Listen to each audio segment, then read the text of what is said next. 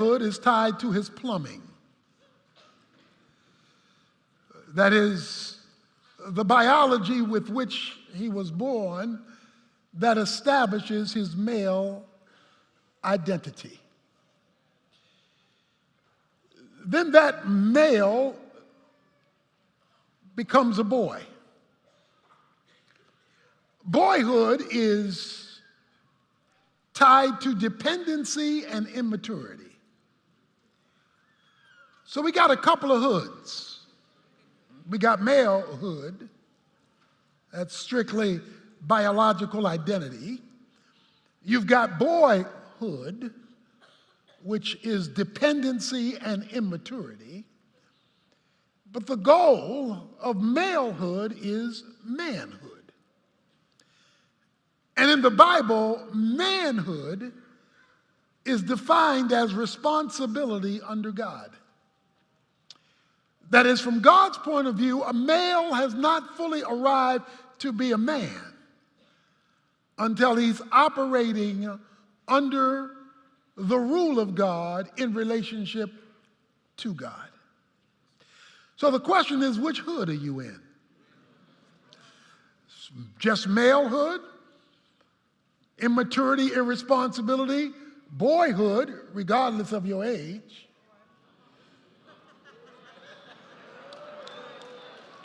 You still holding on to your mama's apron string? But then there is biblical manhood. God called for 3 conferences a year. 3 men's conferences. We just have one.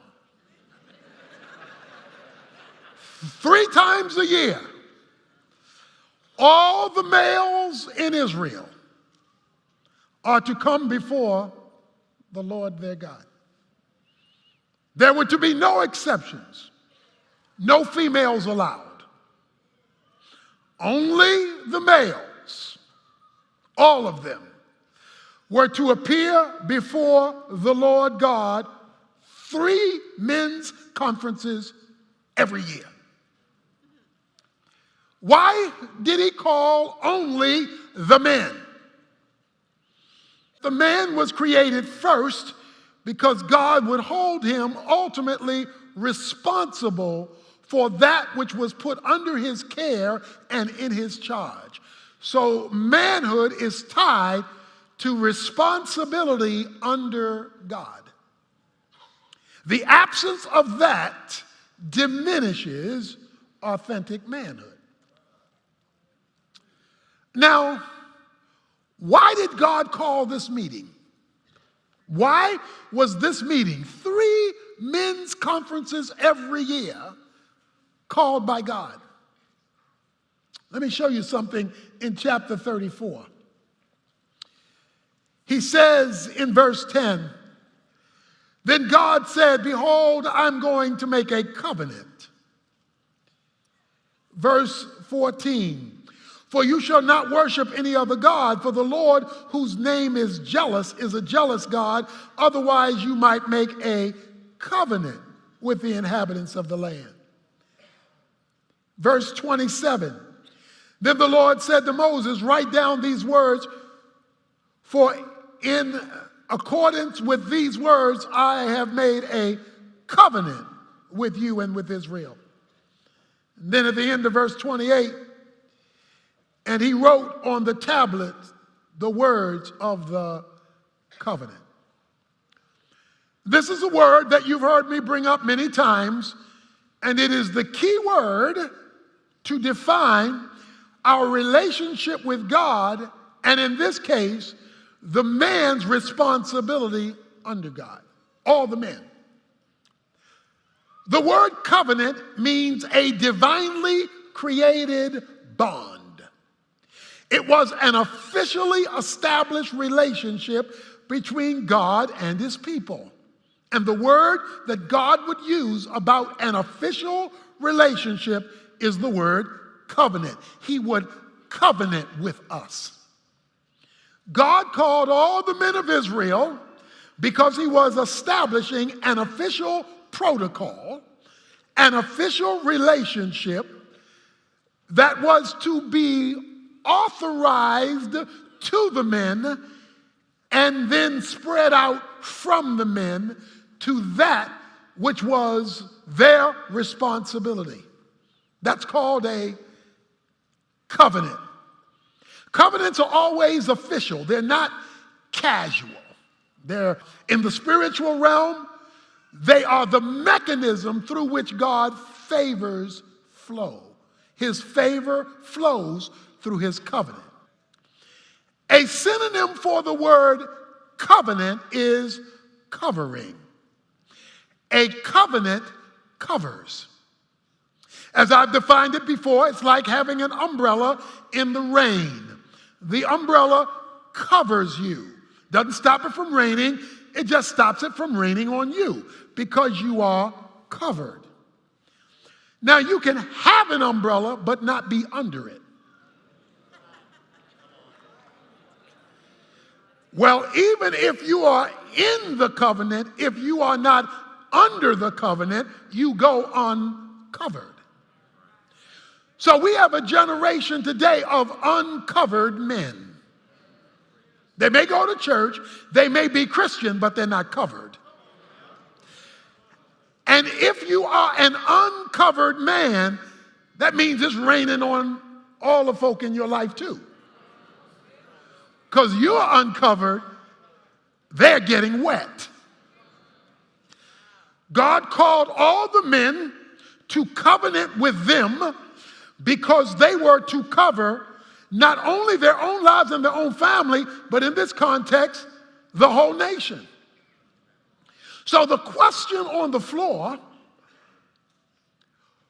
was to bring all the men in alignment with the covenant so that they would be covered by God, so that that which they are responsible for in the covenant would be covered too.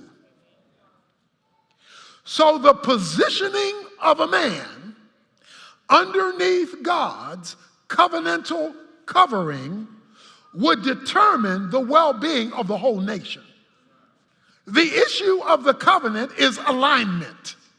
See, a lot of men are pushing buttons, cussing and fussing, and nothing's opening. The wife not changing, the children not changing, the career's not changing, but they pushing all the buttons, and God is saying, I'm waiting for you to get in alignment.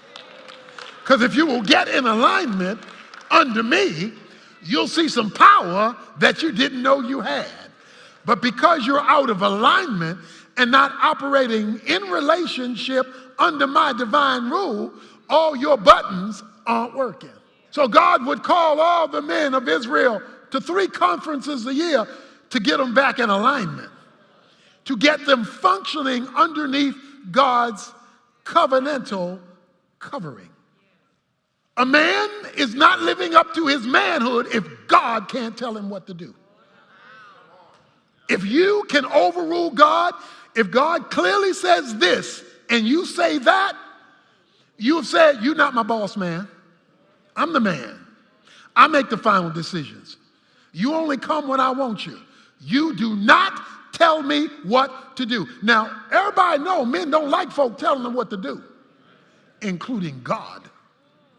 Because plenty of men, when you say God says this, will go, but I think, but I feel, but I ain't into that. Okay, tell your boss that tomorrow at work. Adonai means I'm your boss man. I am the one who sets the governing guidelines for your decisions. And he says, I want all 3 relationships with you. I want to be your power, I want to be in relationship, and I want to have the right to overrule you. If God can't overrule you, you're not a man as far as he's concerned, you're a punk. Because you've not given him permission to be God over you or me. Whenever we buck him, we step outside of the covenant and we're no longer covered. No matter how much church you go to, no matter how much religious talk you talk, If he doesn't operate those three roles, your power, your relationship, and your ruler, 1 Corinthians 11, verse 3 says, God the Father is over Christ. And then it says, and every man is under Christ. So if you name the name of Jesus Christ, if you declare that you are a Christian, that means that you are to be operating underneath the lordship of Jesus Christ, which means Jesus Christ has the final say-so over your life in every area. There is to be no area where he can't overrule you.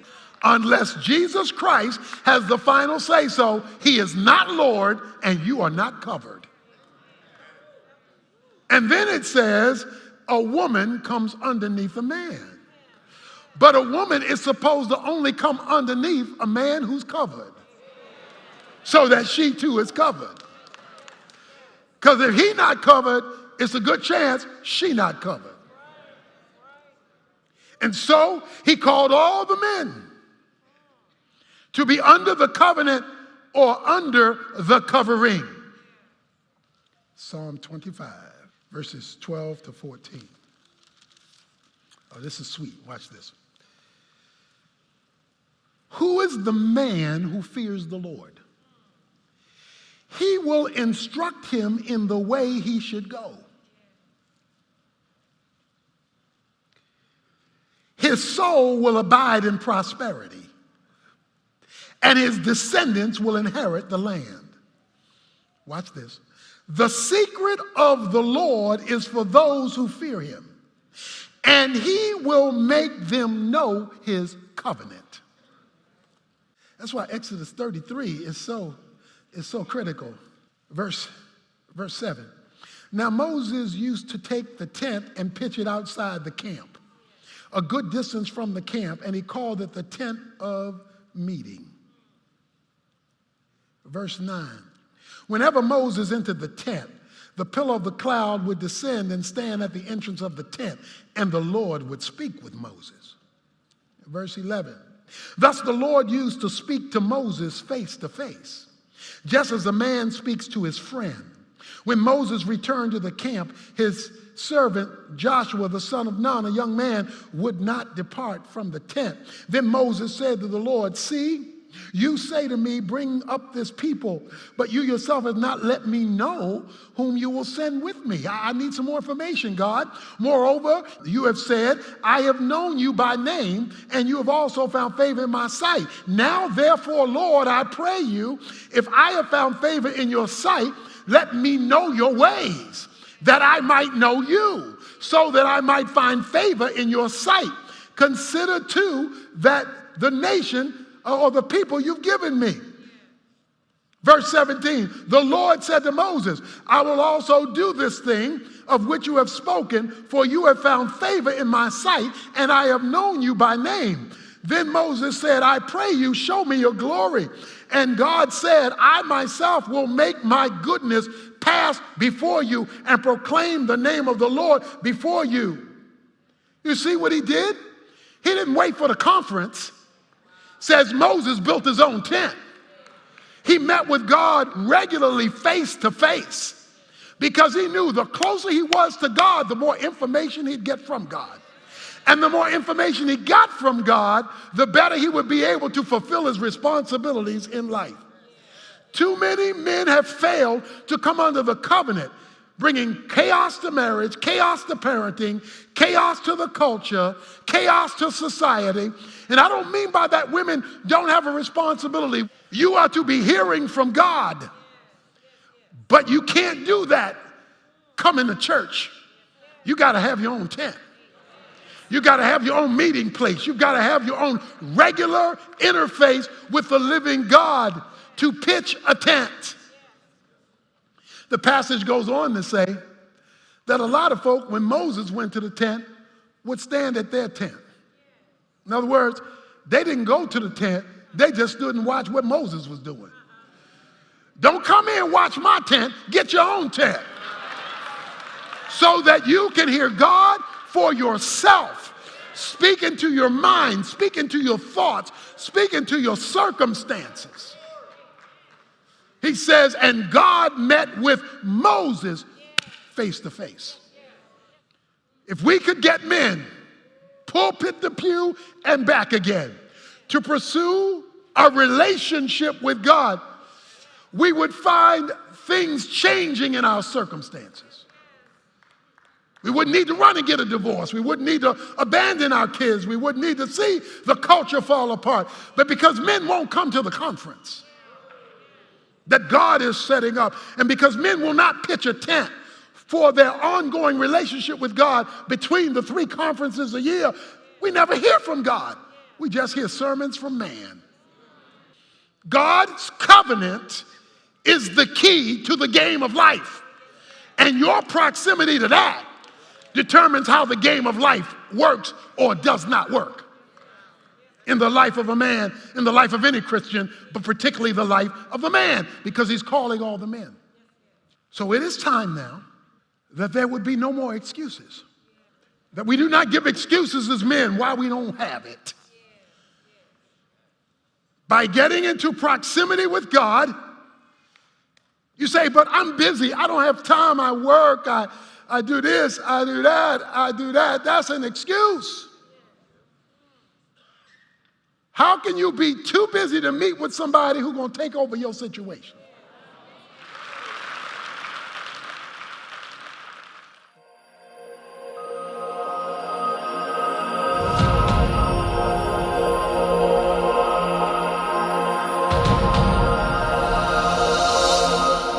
God told all the men of Israel that if they would come under his authority and under his covering, he would save their families and save their nation.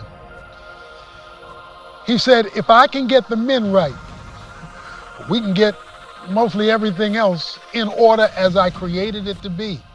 Conversely, if the men don't show up, if the men punk out, if the men don't take their righteous and just stand, then the culture, the country is in trouble.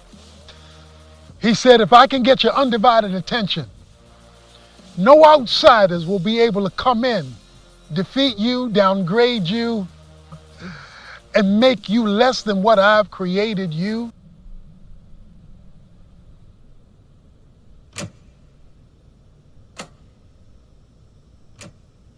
What is possible? Win, lose, or draw. That's the outcome. But how you get there is almost infinite.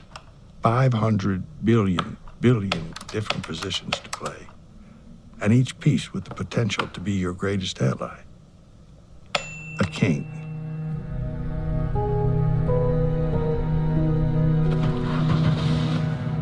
My name is Marion Tinsley. I am a 9-time world checkers champion. I'm the son of a farmer and school teacher. I have a doctorate in mathematics and used to keep track of how many hours I studied checkers until graduate school. I was at 10,000 hours. I practiced to the point where I can predict 30 moves ahead. I went 40 years undefeated in matches. Every piece is made for the infinite possibilities and with the same potential. Will it become what it's made for? What it needs to be? That depends on the hand controlling it. I can't will it, but I can practice it. I can envision it. I can play the plays that bring out its purpose to be crowned. God created all men for a purpose. He's created me for a purpose. If I rise up to it, fulfill it, I know that I'll leave more than just a mark on this game. They say I am a legend. That might be what this game knows me as, how it defines me. But I see myself first as a kingdom-minded man. I don't know why I'm made for this, wired for this, but I know it's part of my purpose.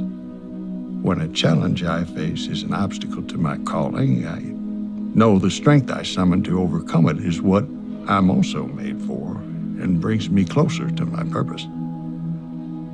Obstacles, we don't run from them, we overcome them. And I needed one, something to challenge me. I needed to battle against someone or something. I knew I had more purpose to fulfill, more of my calling left unanswered. They say the program, this AI, could see options so far in the future that its programmer and many of my friends were saying no human can beat it. Marion is a champion. He hasn't lost a game since 1983. But we're constantly getting better, and Chinook is always learning. We feel confident about London.